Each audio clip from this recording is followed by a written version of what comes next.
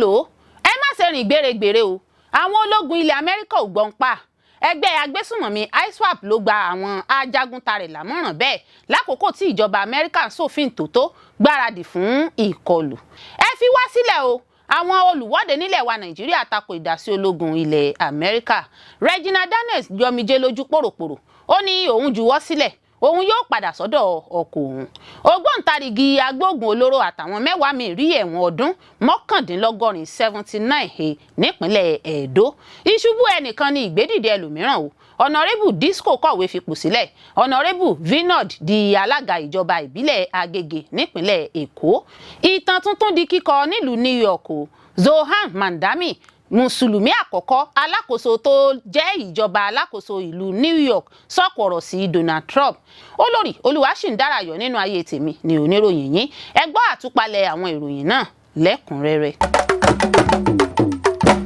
ẹ káàbọ̀ sí ìkànnì Drive TV fún ìgbà àkọ́kọ́ ẹ gbìyànjú láti like share subscribe kẹ́ ẹ lè máa gbádùn wa lóòrèkóòrè. etí yín mélòó ẹ má ṣe rìn gbèrègbèrè o àwọn ológun ilẹ̀ Amẹ́ríkà ò gbọ́n pa o ẹgbẹ́ agbésùnmọ̀mí ISWAP ló gba àwọn ajaguntarẹ̀ lámọ̀ràn bẹ́ẹ̀ lákòókò tí ìjọba Amẹ́ríkà ń ṣòfin tòótọ́ gbáradì fún ìkọlù ẹgbẹ́ agbésùnmọ̀mí mùsùlùmí Islamic State West African Province ISWAP ti gbé àtẹ̀jíṣẹ́ ìkéde kan jáde síta tó fèsì ìsọ̀rọ̀ ààrẹ ilẹ̀ Amẹ́ríkà Donald Trump nípa ìgbésẹ̀ láti darí ikọ̀ iléeṣẹ́ ológun ilẹ̀ Amẹ́ríkà láti gbógun ti àwọn ẹgbẹ́ agbésùnmọ̀mí nílẹ̀ wa Nàìjíríà nínú àtẹ̀jíṣẹ́ tó gba ìgboro kan nípasẹ̀ ìkànnì ìbáraẹnisọ̀rọ̀ rẹ̀ ẹgbẹ́ ISWAP kéde Trump gẹ́gẹ́ bí aláìgbọ́ràn aninilára ọmọ ilẹ̀ Amẹ́ríkà ó ní olùbádámọ̀ràn ìyìnrere Kristẹni àti àwọn Júù ló ń ti Trump lọ́pọ̀npọ̀n lásìkò ìjọba rẹ̀ ẹgbẹ́ àwọn agbésùnmọ̀mí náà ṣàpèjúwe àwọn ọ̀rọ̀ tí wọ́n sọ gẹ́gẹ́ bí ara ìgbìyànjú ilẹ̀ Amẹ́ríkà láti fi ara rẹ̀ hàn gẹ́gẹ́ bí olùgbèjà gbogbo ayé fáwọn Kristẹni tí wọ́n sì ṣèkìlọ̀ pé irú ọ̀rọ̀ bẹ́ẹ̀ lè fa Washington sínú wàhálà rògbòdìyàn tó le sí i ní gbogbo ilẹ̀ adúláwọ̀ àti àwọn mìíràn ẹgbẹ́ ISWAP tọ́ka sí wàhálà rògbòdìyàn tó ń lọ lọ́wọ́ nílẹ̀ Democratic Republic of Congo àti Brazzaville níbi tí àwọn agbésùnmọ̀mí ẹlẹ́sìn mùsùlùmí ti ṣekú pa ọ̀gọ̀rọ̀ àwọn èèyàn gẹ́gẹ́ bí ẹ̀rí ilẹ̀ Amẹ́ríkà tó ń wá ojú ogun tuntun láti fẹsẹ̀ ìdásí rẹ̀ múlẹ̀ gẹ́gẹ́ bí àtẹ̀jáde ṣe wí ìgbésẹ̀ yìí wáyé lórí ohun tí ẹgbẹ́ ISWAP ṣàpèjúwe gẹ́gẹ́ bí ọ̀nà à ń tẹ̀lé àgbáyé tí àwọn ẹlẹ́sìn mùsùlùmí láti nàyẹ́ apá àwọn ọmọ ogun ilẹ̀ Amẹ́ríkà jákèjádò àwọn ojú ogun bíi Iraq, Syria, Somalia, Afghanistan, Lake Chad Basin gẹ́gẹ́ bí kókó tó jẹ́ gbòógì gẹ́gẹ́ bí ìkànnì Sahara Reporter ṣe gbé jáde síta àwọn ẹgbẹ́ agbésùnmọ̀mí ọ̀hún ni wọ́n gbé ìtọ́ni tuntun náà jáde síta fáwọn ọmọ ẹgbẹ́ rẹ̀ gbà wọ́n lámọ̀ràn láti yàgò fún àwọn ibi ìpéjọpọ̀ ńlá kí wọ́n sì yẹra fún rírìn gbèrègbèrè káàkiri kí wọ́n sì dín lílo ẹ̀rọ fóònù ìbánisọ̀rọ̀ kù látàrí ìkọlù iléeṣẹ́ ológun ilẹ̀ Amẹ́ríkà nípa sísàmúlò ẹ̀rọ ìjagun ojú òfurufú drone àti iṣẹ́ ìtọpinpin ẹgbẹ́ ISWAP ké sí àwọn mùsùlùmí lápá ìwọ̀ oòrùn adúláwọ̀ láti ṣera wọn lọ́kan àti láti gbáradì ẹgbẹ́ náà fẹ̀sùn kan ìwọ̀ oòrùn fún wíwu ìwà ọ̀daràn tako àwọn mùsùlùmí lábẹ́ ẹ̀tàn gbígbógun ti àwọn agbésùnmọ̀mí tí a ò bá gbàgbé a ó rántí pé iléeṣẹ́ ológun ilẹ̀ Amẹ́ríkà ti ń ṣètò ìgbáradì láti kọlu àwọn agbésùnmọ̀mí tí wọ́n ní wọ́n ń ṣekú pa àwọn Kristẹni nílẹ̀ wa Nàìjíríà lẹ́yìn àṣẹ tí ààrẹ Trump pa fáwọn ológun láti dá sí ọ̀rọ̀ náà lójúnà láti dáàbò bo àwọn ọmọlẹ́yìn Kristi lọ́wọ́ ìkọlù àwọn agbésùnmọ̀mí ẹlẹ́sìn mùsùlùmí. ẹ fi wá sílẹ̀ o àwọn olùwọ́de nílẹ̀ wa Nàìjíríà tako ìdásí ológun ilẹ̀ Amẹ́ríkà fọ́nrán fídíò kan tó gba orí ayélujára kan ló ṣàfihàn bí àwọn ọmọ Nàìjíríà ṣe gùn lé ìwọ́de ìfẹ̀hónúhàn nípínlẹ̀ Èkó lẹ́yìn ọ̀rọ̀ tó tẹnu ààrẹ ilẹ̀ Amẹ́ríkà Donald Trump jáde síta nípa bó ṣe ní àwọn ọmọlẹ́yìn Kristi ló ń dojúkọ ìkọlù ìṣekúpani lemọ́lemọ́ nílẹ̀ wa Nàìjíríà àti bó ṣe dúnkokò pé òun yóò darí ikọ̀ iléeṣẹ́ ológun ilẹ̀ Amẹ́ríkà wá kọlù ilẹ̀ wa Nàìjíríà ẹ̀sùn ìṣekúpa Kristẹni ọ̀hún ní ìjọba àpapọ̀ dànù bí omi ìsanwó gẹ́gẹ́ bí ọ̀rọ̀ ìṣinilọ́nà àti aláìjẹ́ òótọ́ àwọn olùwọ́de náà tí wọ́n hàn nínú fídíò ọ̀hún lójú òpó ayélujára lọ́jọ́bọ̀ Thursday gbé àwọn pátákó dání pẹ̀lú àkọlé bíi àwọn ọmọ Nàìjíríà fohùn ṣọ̀kan tako ìdúnkokò ìdásí ológun ilẹ̀ Amẹ́ríkà nígbà tí wọ́n sì ń kọrin ẹ fi wá sílẹ̀ o ẹ fi wá sílẹ̀ Amẹ́ríkà ẹ fi wá sílẹ̀. Fídíò kúkúrú náà èyí tó mú kí ọ̀pọ̀ àwọn èèyàn lórí ayélujára máa sọ̀rọ̀ lábala àríwísí èyí tó ṣàfihàn báwọn olùfẹ̀hónúhàn ṣègùn lé ìwọ́de ìfẹ̀hónúhàn àlàáfíà tí wọ́n sì ń fi bánà pátákó tí wọ́n gbé dání. Ìwọ́de wọn yìí ló ti mú kí àwọn ọmọ Nàìjíríà máa sọ ìró wọn jáde kọ oríṣiríṣi ìhà sí ohun tó ń ṣẹlẹ̀ lọ́wọ́ nílẹ̀ wa Nàìjíríà pẹ̀lú báwọn kan ṣe fọwọ́ sí ìwọ́de náà nígbà tí àwọn míì sì takò pé kí ló dé tí wọ́n fi gùn lé ìwọ́de ìfẹ̀hónúhàn. A ó rántí pé Trump nínú fídíò kan tó jẹ́ gbígbé sójú òpó ayélujára nípasẹ̀ ilégbèé ààrẹ White House lọ́jọ́rú Wednesday ti sọ wípé ẹgbẹẹgbẹ̀rún àwọn Kristẹni ni wọ́n ti ṣekú pa nílẹ̀ wa Nàìjíríà nípasẹ̀ àwọn agbẹ́sìnkárí agbésùnmọ̀mí Islam. Ó ṣàpèjúwe ipò náà gẹ́gẹ́ bí ìgbésẹ̀ ìdúnkokò láti pa ẹ̀sìn Kristẹni rẹ́. Trump sọ nínú fídíò náà pé àwọn ti gbáradì múra tán láti gba àwọn Kristẹni kalẹ̀ káàkiri àgbáyé.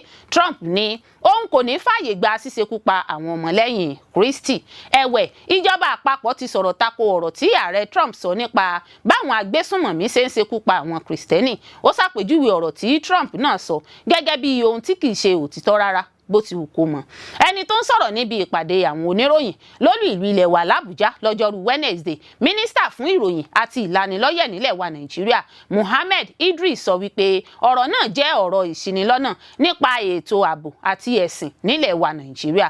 Ó fi kún pé orílẹ̀-èdè Nàìjíríà kò káàárẹ̀ nípa títẹ̀síwájú gbígbógun ti ètò ààbò tó mẹ́hẹ̀ lábẹ́ ààrẹ Bọ́lá Tinubu. Ó tẹnumọ́ pé ìgbésẹ̀ ìgbìyànjú ń lọ lọ́wọ́ láti jẹ́ kí ìjíròrò ìrẹ́pọ̀ láàrin àwùjọ ẹ̀sìn àti ìbáṣepọ̀ àwùjọ lágbára sí i ní àwọn agbègbè tó ń dojúkọ ìwà ipá.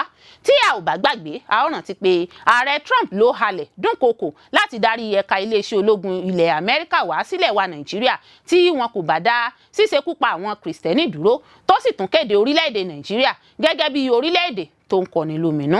Fídíò àwọn olùwọ́de lẹ́kọ̀ọ́ ló ń tẹ̀síwájú láti máa tàn káàkiri orí ayélujára èyí tó ń fa àríwísí awuyewuye àhesọ̀rọ̀ nípa Trump àti èsì ilẹ̀ wa Nàìjíríà. Regina Daniels yọmijé lójú pòròpòrò. Ó ní òun juwọ́ sílẹ̀, òun yóò padà sọ́dọ̀ ọkọ òun.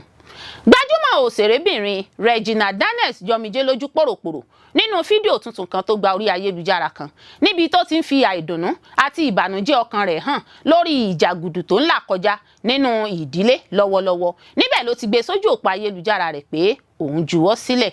Nínú fídíò tó jẹ́ gbígbé sójú òpó ayélujára Instagram rẹ̀ ní kùtùkùtù ọjọ́ Ẹtì Friday, òṣèrébìnrin náà sọ wípé òun dojúkọ ìlàkọjá ìmọ̀lára àti ti ọpọlọ. Regina sọ wípé òun gbìyànjú, ó dàbí ẹni pé òun sínwín, òun ti ń pàdánù ọpọlọ òun, kò sì mú ọgbọ́n kankan dání rárá bó ti wù kó mọ. Iwájú gbogbo èèyàn lòun ti ń sunkún yìí. Òṣèrébìnrin náà tó ti ṣáájú ṣàjọyọ̀ ìrẹ́pọ̀ pẹ̀lú àwọn òbí rẹ̀ lọ́jọ́rú Wednesday sọ wípé àwọn òbí òun tí wọ́n ti yára wọn sọ́tọ̀ tẹ́lẹ̀ tó ń ṣera wọn lọ́kan fún ayọ̀ ìdùnnú òun nìkan. Ó kọ sójú òpó ayélujára rẹ̀ pé àwọn ọ̀tá méjèèjì náà ló ṣera wọn lọ́kan padà láìsí èrò burúkú kankan fún ìdùnnú ọmọbìnrin wọn nìkan. Ó fi kún pé àwọn òbí òun wà lólú ìlú ilẹ̀ wa l'Àbújá tí wọ́n sì jọ ń ṣe papọ̀ lójúnà láti lè jẹ́ kí ẹ̀gbọ́n òun Sammy, ẹni tó ti wà láhàámọ́ fún ọjọ́ pípẹ́, rí ìtúsílẹ̀ gbà. Ó ní wíwà láhàámọ́ Sammy ti pẹ́ jù, ṣùgbọ́n àwọn máa mú un jáde kúrò láhàámọ́ tó wà ọ̀hún. Kódà tó bá jẹ́ pé òun máa ní láti lọ síbẹ̀ ni nígbà tó jẹ́ pé wọ́n kúkú fẹ́ òun tẹ́lẹ̀. Àsìkò tó ń yọmijé lójú náà ló ti sọ ìjákulẹ̀ rẹ̀ jáde. Ó sì wí pé òun yóò padà sọ́dọ̀ ọkọ òun. Gẹ́gẹ́ bí ìròyìn tó tẹ̀ wá lọ́wọ́, lásìkò tí à ń kó ìròyìn yìí jọ, iléeṣẹ́ ọlọ́pàá ti taari ẹ̀gbọ́n Regina lọ́kùnrin Samuel lọ ilé ẹjọ́ kan l'Àbújá lórí ẹ̀sùn tó dá lórí ìdìtẹ̀ ìgbìmọ̀pọ̀, ìkọlù àti olè jíjà. A rántí pé lóṣù tó kọjá lọ ni Ned Nwoko ti sọ̀rọ̀ lórí ẹ̀sùn tí ìyàwó rẹ̀ tó jẹ́ òṣèré tíátà Regina Daniels fi kàn án. Aṣòfin ọ̀hún tó ń sojú ẹkùn ìdìbò àríwá ìpínlẹ̀ Delta ní òun kò fìgbà kankan lu ìyàwó òun, ṣùgbọ́n ìyàwó òun kúndùn lílo oògùn olóró àti mímu ọtí líle. Nwoko nínú ọ̀rọ̀ tó gbé sórí ayélujára fẹ̀sùn kan ìyàwó rẹ̀ pé ó ń lo oògùn olóró tí òun sì fẹ́ rí dájú pé ó tẹ̀síwájú nínú ìtọ́jú rẹ̀ nítorí ẹ̀rù ààbò rẹ̀ ń ba òun. Ó tẹ̀síwájú nínú ọ̀rọ̀ rẹ̀ pé òun kò kọlù tàbí lu èyíkéyìí ìyàwó òun, ṣùgbọ́n Regina kúrò ní ilé nítorí kò ní àǹfààní sí àwọn ààyè kan. Nínú fídíò kan tó gba orí ayélujára kan lóṣù tó kọjá ni Regina ti fẹ̀sùn kan ọkọ rẹ̀ pé ọkọ rẹ̀ sọ fún àwọn ọmọ ìsọta pé kí wọ́n kọlù òun. Omijé ń bọ́ lójú Regina Daniels nínú fídíò náà tí ọ̀pọ̀ èèyàn sì yí ká tí wọ́n ń pẹ̀tù sí lọ́kàn. Ó ń pariwo pé òun kò lè gba nǹkan tí ọkọ òun ṣe fún òun mọ́. Nínú fídíò tí ẹ̀gbọ́n Regina, Sammy West, gbé sójú òpó ayélujára Instagram, ó fẹ̀sùn kan Nwoko pé ó kọlù àbúrò òun tó sì sá kúrò níbẹ̀. Nínú ọ̀rọ̀ rẹ̀, Nwoko pèsè àwọn ẹ̀rí tó ṣàfihàn gíláàsì tó fọ́ àti àwọn ọkọ̀ tó bàjẹ́. Ó ní oníjàngbọ̀n ní Regina, níṣe ló gbá àwọn èèyàn létí. Òṣìṣẹ́ 3 ló ti gbá létí láàrin wákàtí 48 tó sì ń ba dúkìá jẹ́ tó fi mọ́ ọkọ̀ láìsí ìdí. Ó ní òtítọ́ ni pé òun ti ní kó bẹ̀rẹ̀ ìtọ́jú níbi tí kò ti ní àǹfààní sí àwọn oògùn olóró yìí ní àsokòrò tàbí ní òkè òkun, pàápàá ní Jordan. Ògbóǹtarìgì agbóògùn olóró àtàwọn 10 míì rí ẹ̀wọ̀n ọdún 79 79 years nípínlẹ̀ Edo. Ilé-ẹjọ́ gíga tó fìdí jókòó nílùú Benin nípínlẹ̀ Edo lábẹ́ àkóso onídàájọ́ B.O. Quadri àti onídàájọ́ ọ̀jọ̀gbọ́n C.O. Obiozo ti rán ògbóǹtarìgì agbóògùn olóró Alaba Monday àtàwọn 10 míì lẹ́wọ̀n ọdún 79 79 years. Èyí jẹ́ jáde nípasẹ̀ ọ̀gá àgbà àjọ NDLEA tó ń gbógun ti ìlòkulò oògùn olóró nípínlẹ̀ Edo, Michel Ofoyeju, nínú àtẹ̀jáde kan tó jẹ́ gbígbé jáde síta lọ́jọ́bọ̀ Thursday. Ofoyeju sọ wípé àwọn tí wọ́n dá lẹ́jọ́ náà ní àwọn afurasí ọkùnrin 9 àti obìnrin 2. Yàtọ̀ sí Monday, àwọn mìíràn tí wọ́n tún dá lẹ́jọ́ nìwọ̀nyí: Opeasi Abraham, ẹni ọdún 52, Atari Israel, ẹni ọdún 55, Emmanuel Nwosu, ẹni ọdún 56, àti Samuel Samson, ẹni ọdún 26, Daniel Peter, ẹni 20 ọdún, Margaret Amuludu, ẹni 40 ọdún, Abel Heda, ẹni ọdún 29, Bella Frederick, ẹni ọdún 29, Lucky Aligbe, ẹni 50 ọdún, àti Benson Uponi, ẹni ọdún 55 náà wà lára àwọn tí wọ́n dá lẹ́jọ́. Ó fi kún pé lára àwọn ẹjọ́ tó dá yàtọ̀ ní ìdájọ́ Alaba Monday, ẹni tí wọ́n ká kìlógíráàmù igbó 115 mọ́ lọ́wọ́, ó rí ẹ̀wọ̀n ọdún 15 he pẹ̀lú sísan fáìnì mílíọ̀nù 3. Ọ̀daràn míì tí wọ́n tún dájọ́ ẹ̀wọ̀n ọdún 15 fún ni Lucky Aligbe fẹ̀sùn níní àwọn oògùn olóró bíi igbó, tramadol àti àwọn oògùn olóró míì níkàáwọ́ lọ́nà tó tako òfin. Nínú ẹjọ́ yìí, onídàájọ́ ilé ẹjọ́ náà B.O. Quadri sọ wípé òdiwọ̀n àti irú oògùn olóró àti àkọsílẹ̀ ìwà tí àwọn ọ̀daràn náà ti wù tẹ́lẹ̀ pè fún fífi ìyà tó tọ́ jẹ wọ́n lábẹ́ òfin, pàápàá jùlọ gẹ́gẹ́ bí ìṣe pàtàkì láti dènà irúfẹ́ ìwà ọ̀daràn tó jọra bẹ́ẹ̀ lọ́jọ́ iwájú. Nínú ẹjọ́ mìíràn, Bella Frederick jẹ́ ríran lọ sẹ́wọ̀n ọdún 2 tàbí kó san fáìnì mílíọ̀nù 5 náírà 5 million naira fún níní oògùn olóró methamphetamine kìlógíráàmù 29 níkàáwọ́. Ẹjọ́ yìí tọ́ka sí ìgbésẹ̀ ìgbógun ti àwọn olóògùn olóró, èyí tó ti di ohun tó wọ́pọ̀ láwọn agbègbè. Ilé ẹjọ́ náà gbéná wojú ọ̀daràn Abel Heda, ẹni tí wọ́n fẹ̀sùn níní igbó kìlógíráàmù 5 jẹ̀bi gbíngbin igbó. Heda rí ẹ̀wọ̀n ọdún 2 he lórí ẹ̀sùn 2 ọ̀tọ̀ọ̀tọ̀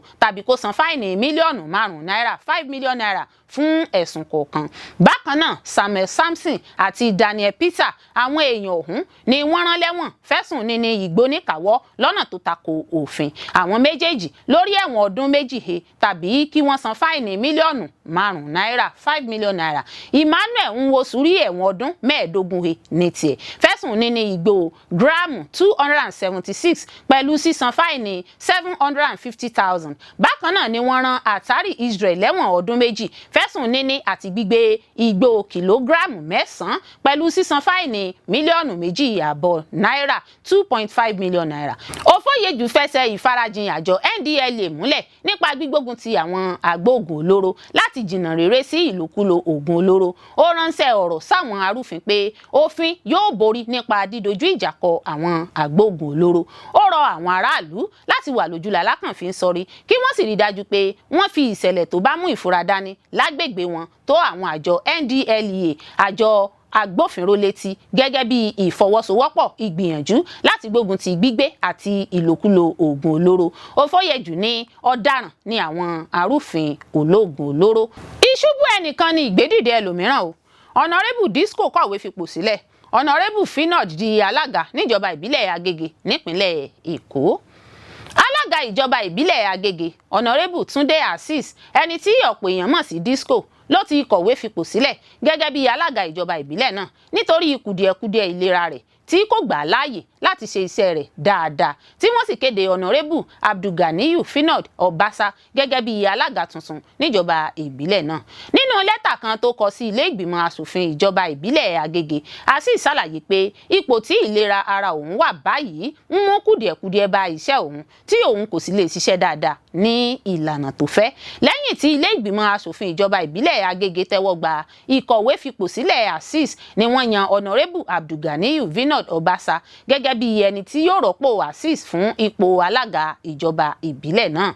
Lórí ìgbésẹ̀ ọ̀hún ní ilé ìgbìmọ̀ asòfin ṣe ṣàlàyé pé àwọn ní láti fààyè gba ìtẹ̀síwájú ìjọba àti ìdarí bí ó ti tọ́ àti bí ó ti yẹ. Gẹ́gẹ́ bí wọ́n ṣe wí, wọ́n ní lóòótọ́ ni Disco kọ̀wé fipò rẹ̀ sílẹ̀. Gbogbo wa ni a sì mọ̀ pé alága náà ń ṣe àìsàn fún ìgbà pípẹ́ ní ọ̀pọ̀ oṣù ni ó sì fi wà ní ilé ìwòsàn kó tó di pé ó kọ̀wé fipò sílẹ̀. Láti ìgbà tí ó sì ti kọ̀wé fipò sílẹ̀ ni àwọn amòfin ti ń ṣe ìpàdé ọ̀nà tí àwọn ò gbé gbà. Lọ́wọ́ báyìí tí Honorable Abdulganiyu Obasa ti wá gba ipò alága ìjọba ìbílẹ̀ Agége, ó ṣe ìlérí láti mú ìtẹ̀síwájú bá ìṣèjọba tí alága tó kọ̀wé fipò sílẹ̀ náà gùn lé. Lóṣù keje ọdún yìí ní ètò ìdìbò sí ìjọba Agége wáyé nípínlẹ̀ Èkó tí Disco sì borí ètò ìdìbò náà lábẹ́ àsíá ẹgbẹ́ òṣèlú All Progressives Congress pẹ̀lú àpapọ̀ ìbò tí ó tó 32,503. Ṣé ó lé ní mílíọ̀nù 7 olùdìbò tó forúkọ sílẹ̀ káàkiri ìpínlẹ̀ Èkó láti lè ní àǹfààní dìbò láti yan àwọn alága ìjọba ìbílẹ̀ 20 àti ìjọba ìbílẹ̀ onídàgbàsókè LCDA 37 tó fi mọ́ àwọn kánsílọ̀. Ta ni Honorable Abdulganiyu Finod Obasa? Gẹ́gẹ́ bí ìbéèrè tí ọ̀pọ̀ èèyàn kan béèrè, Abdulganiyu Finod Obasa ló jẹ́ onímọ̀ nípa ètò ìṣúná, oníṣẹ́ ọwọ́ àti ojúlówó ọmọ ìlú Agége. Ó jẹ́ ọmọ bíbí olórí ilé ìgbìmọ̀ asòfin ìpínlẹ̀ Èkó Right Honourable Mudasiru Obasa. Ó bẹ̀rẹ̀ iṣẹ́ pẹ̀lú iléeṣẹ́ PricewaterhouseCoopers PwC ní ọdún 2017 kó tó di pé ó gbéra lọ ṣiṣẹ́ nílé ìfowópamọ́ Profidus Bank ní ọdún 2022 kó tún tó kúrò níbẹ̀ láti dá iṣẹ́ ti ara rẹ̀ sílẹ̀. Abdulganiyu Finod Obasa lọ́wọ́ báyìí òun ni alága ìjọba ìbílẹ̀ Agége nípínlẹ̀ Èkó. Ìtàn tuntun di kíkọ nílùú New York o. Zoham Mamdani, mùsùlùmí àkọ́kọ́ alákòóso tó jẹ́ ìjọba alákòóso ìlú New York, sọ̀pọ̀ ọ̀rọ̀ sí Donald Trump. Zoham Mamdani ẹni ọdún 34 34 years tí wọ́n ṣẹ̀ṣẹ̀ dìbò yàn gẹ́gẹ́ bí alákòóso ìjọba ìlú New York lórílẹ̀‐èdè Amẹ́ríkà báyìí ti sọ̀pọ̀ ọ̀rọ̀ sí ààrẹ Donald Trump. Nígbà tó ń sọ̀rọ̀ lẹ́yìn tó jáwé olúborí nínú ètò ìdìbò tó gbé wọlé ní Mamdani, ó gbá Trump ní gbólóhùn ọ̀rọ̀ pé kó tẹ́tí bẹ̀lẹ̀ jẹ́ láti gbọ́ wìnrìnwìnrìn lẹ́nu òun. Alákòóso tuntun ìlú New York ọ̀hún sọ nínú fọ́nrán fídíò kan tí ó sọ wípé ọ̀rọ̀ 4 péré lòun ní láti sọ fún ààrẹ Amẹ́ríkà. Ó ní Donald Trump òun mọ̀ pé ó ń wo òun nínú fọ́nrán fídíò báyìí, nítorí náà kí ó tẹ́tí gbọ́. Ó ní tí ẹnikẹ́ni bá fẹ́ ṣàfihàn orílẹ̀-èdè tí Trump ti jákulẹ̀ tàbí ọ̀nà láti rí i pé Trump fìdí rẹmi, ìlú New York yìí ni àkọ́kọ́. Gẹ́gẹ́ bí ó ti wí, ó ní tí ọ̀nà kan bá wà láti dẹ́rù ba olórí orílẹ̀-èdè tó ń lo agbára lórí àwọn èèyàn lọ́nà àìtọ́ jùlọ ní orílẹ̀-èdè Amẹ́ríkà. Ó ní bí àwọn ti lè dá Trump dúró báyìí, ẹlòmíràn tó bá tún fẹ́ ṣe bíi Trump ńkọ́. Tí ẹ ò bá gbàgbé, ṣáájú ni Trump ti lérí wípé òun yóò mú àdínkù bá owó tó ń lọ sápò ìjọba ìlú New York tí Mamdani bá fi lè wọlé ìbò alákòóso ìlú náà. Ọ̀gbẹ́ni Mamdani yìí ni yóò jẹ́ alákòóso ìlú New York tó kéré jùlọ báyìí nínú ìtàn ìlú náà. ta ni Zohan Mamdani ẹni ọdún mẹ́rìnlélọ́gbọ̀n 34 tó di alákòóso ìjọba ìlú New York yìí. Zohan Mamdani jẹ́ ẹni ọdún mẹ́rìnlélọ́gbọ̀n 34 years. Wọ́n ṣẹ̀ṣẹ̀ dìbò yàn gẹ́gẹ́ bí alákòóso ìjọba ìlú New York lórílẹ̀‐èdè Amẹ́ríkà báyìí kí ó tó di wípé ó borí ìdìbò abẹ́nú ẹgbẹ́ òṣèlú Democratic Party fún ìdìbò sí ìjókòó alákòóso ìjọba agbègbè náà. Ìwọ̀nba péréte ènìyàn ló dá mọ̀. Ọ̀pọ̀ ló ń fojú wò ó gẹ́gẹ́ bí ọ̀kan lára àwọn ìràwọ̀ tuntun tó ṣẹ́yọ gẹ́gẹ́ bí omi òṣèlú tuntun tó ń rú lórílẹ̀‐èdè náà, bí ó tilẹ̀ jẹ́ pé àwọn mìíràn nínú èyí tí ààrẹ orílẹ̀‐èdè náà Donald Trump wá ń rí gẹ́gẹ́ bí olóṣèlú àfiajẹ máfíàyó. Ní ìlú Kampala lórílẹ̀‐èdè Uganda ni wọ́n ti bí Mamdani kí ó tó lọ sí ìlú New York pẹ̀lú ẹbí rẹ̀ nígbà tó jẹ́ ọmọ ọdún 7. Ilé ẹ̀kọ́ gíga Bronx High School of Science ló ti kẹ́kọ̀ọ́ girama kí ó tó tẹ̀síwájú lọ kẹ́kọ̀ọ́ gboyè ìmọ̀ ìjìnlẹ̀ nínú ìmọ̀ nípa ilẹ̀ Áfíríkà ní ilé ẹ̀kọ́ gíga Baldwin College níbi tí ó ti wà lára àwọn tó dá ẹgbẹ́ àwọn akẹ́kọ̀ọ́ tó ń jà fún ìdájọ́ òdodo fáwọn èèyàn Palestine Students for Justice in Palestine sílẹ̀. Mamdani ni mùsùlùmí àkọ́kọ́ àti ọmọ ilẹ̀ gúúsù Asia tí yóò jẹ́ alákòóso ìjọba ìlú New York láti ọ̀pọ̀ ọdún sẹ́yìn. Lára àwọn ìlérí tó ṣe fáwọn aráàlú ní ètò ilégbèé tí kò ga jàrà lọ, bọ́ọ̀sì ìrìnnà ọ̀fẹ́, ètò ìyálégbé tó ṣe aráàlú lóore àti ètò ìgbáyégbádùn fáwọn ọmọdé tí ọjọ́ orí wọn kò tíì ju ọdún 5 lọ. Mamdani ṣàlàyé nínú ọ̀rọ̀ tó bá BBC News Yorùbá sọ pé èèyàn kan nínú 4 tó ń gbé inú ìlú yìí ló jẹ́ wípé inú òṣì àti ìṣẹ́ ni wọ́n wà. Ó ní ìlú ńlá tó jẹ́ wípé 500,000 ọmọdé ni wọ́n ń sùn láì rí oúnjẹ jẹ. Mamdani gẹ́gẹ́ bí ó ti sọ, ó ní ìlú New York yóò yí padà sí ìmọ́lẹ̀ láàrin òkùnkùn. Nínú ọ̀rọ̀ tó sọ lẹ́yìn tí wọ́n kéde rẹ̀ gẹ́gẹ́ bí olùborí ìbò alákòóso ìlú New York, Mamdani sọ̀rọ̀ lórí àwọn ìlérí tó ṣe lásìkò ìpolongo ìbò àti ọ̀nà tí yóò gbà mú ìlérí náà ṣẹ, ní pàtàkì jùlọ fún àwọn ẹgbẹ́jẹgbẹ́ tó tì í lẹ́yìn láti dé ipò. Kò ṣàì tẹ̀síwájú nípa ọ̀rọ̀ rẹ̀ tó dá lórí ìrètí nígbà tó ń bá àwọn ọ̀gọ̀rọ̀ èrò sọ̀rọ̀ pé lásìkò yìí tí òkùnkùn ṣúbolẹ̀ lórí ètò òṣèlú, New York òun yóò jẹ́ ìmọ́lẹ̀. Ó wá jẹ́ kí ó di mímọ̀ fún ààrẹ Donald Trump pé ìlú tó gbé dìde lè ṣokùnfà ìjákulẹ̀ rẹ̀ bí kò bá kíyèsára. Olórí Olúwaṣìndárayọ̀ nínú ayé tèmi ni oníròyìn yín. Ẹ ṣé púpọ̀ fún gbígbọ́ àti wíwò tí ẹ̀ ń wò wá. Ojú tí ẹ̀ fi ń wò wá kò ní fọ́, etí tí ẹ̀ fi ń gbọ́ wá kò ní di. Láṣẹ Olódùmarè yóò sì dára fún yín.